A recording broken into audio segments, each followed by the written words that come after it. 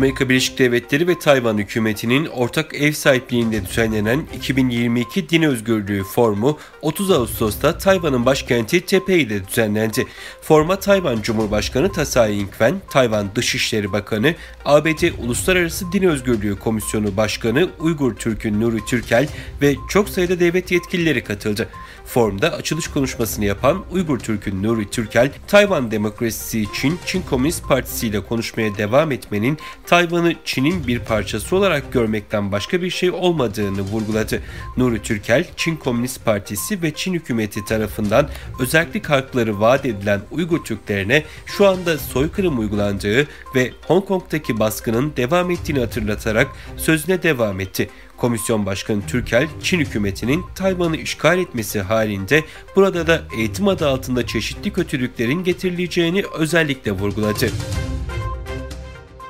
Rusya-Ukrayna savaşının ardından batılı ülkelerin uyguladığı yaptırımlara takılmak istemeyen birçok markanın Rus pazarında bıraktığı boşluğu Çinliler dolduruyor. Bloomberg'in haberine göre Çin otomobilleri, televizyonları ve akıllı telefonları Alman ve Güney Kore ürünlerinin yerini alıyor.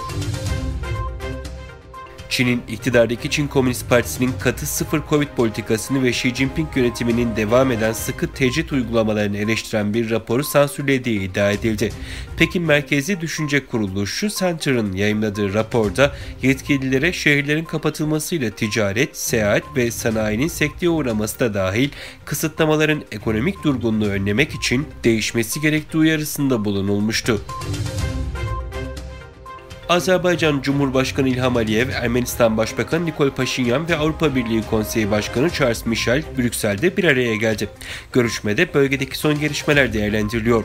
Üçlü görüşmenin gündeminde son dönemde bölgede yaşanan gelişmeler var. Sınırların belirlenmesiyle iki ülke arasında iletişim ve ulaşım hatlarının açılması amacıyla komisyonların oluşturulması, görüşülmesi beklenen konular arasında yer alıyor.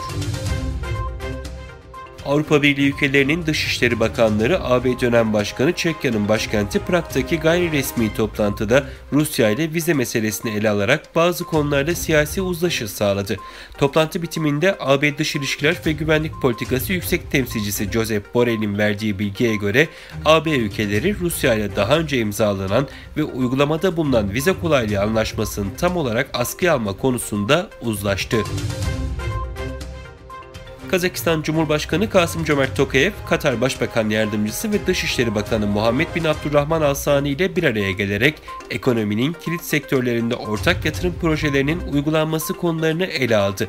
Taraflar, uluslararası kuruluşlar çerçevesindeki işbirliğinin yanı sıra bölgesel konular hakkında fikir alışverişinde bulundu.